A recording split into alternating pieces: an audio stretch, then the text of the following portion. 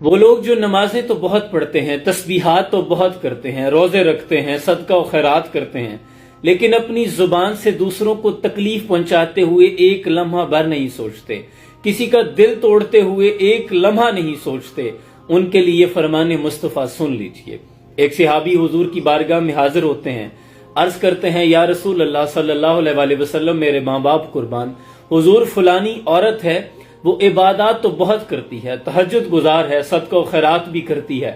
دن کو روزے رکھتی ہے، لیکن یا رسول اللہ اپنی زبان سے پڑوسیوں کو تکلیف پہنچاتی ہے، دوسرے لوگ اس کی زبان سے پریشان رہتے ہیں۔ تو حضور نے ایک لمحے کا توقف کیے بغیر فرمایا لا خیر فیہا، اس میں تو کوئی خیر نہیں،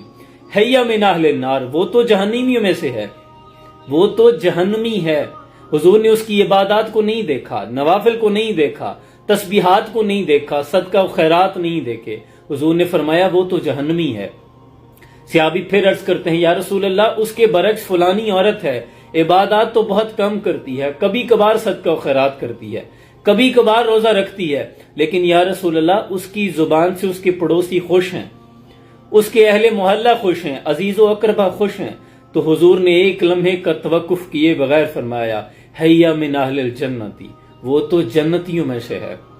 اب وہ لوگ جنہیں اپنی عبادات کا بڑا زوم ہے لیکن حقوق العباد کا خیال نہیں رکھتے، ہم سے رخ موڑ کر تیرے سجدے بیکار ہیں، لفظ حقوق العباد کبھی سنا ہے تو نے؟ محمد بخش اللہ رحمہ لکھتے ہیں کہ پڑھنے دا نہ مان کری تے مت آنکھ بویں میں پڑھیا، او جبار کہار کہاوے مت روڑ چھڑے دودھ کڑیا۔ اپنی عبادات کا کسی صورت مان نہیں ہے، ہمیشہ اس کی رحمت پر نظر رکھیں اور اتنے اجلے نہ بنے کہ دوسرے گدلے نظر آنے لگیں۔ عبادات کرنے لگیں تو دوسروں کو تانے مت دیا کریں کہ تم نمازیں نہیں پڑھتے، انسانوں سے انسانوں والے سوال کریں، ان کی خدا نہ بنا کریں، یہ بات اللہ کو ہرگز پسند نہیں۔ اور ہمارا دین تو اتنا خوبصورت ہے کہ حضور نے فرمایا پھل کھا کے چھلکے بھی وہاں نہ پھینکا کرو جہاں غریبوں کے بچے کھیلتے ہوں، گوشت پکاؤ تو پانی اتنا بنا لیا کرو، شوربہ اتنا بنایا کرو کہ ہمسایوں کو بھی دے سکے، ورنہ رات کے اس پہر میں پکایا کرو کہ انہیں خوشبو نہ جائے، ان کے بچے اس بات پہ ضد نہ کرنے لگیں۔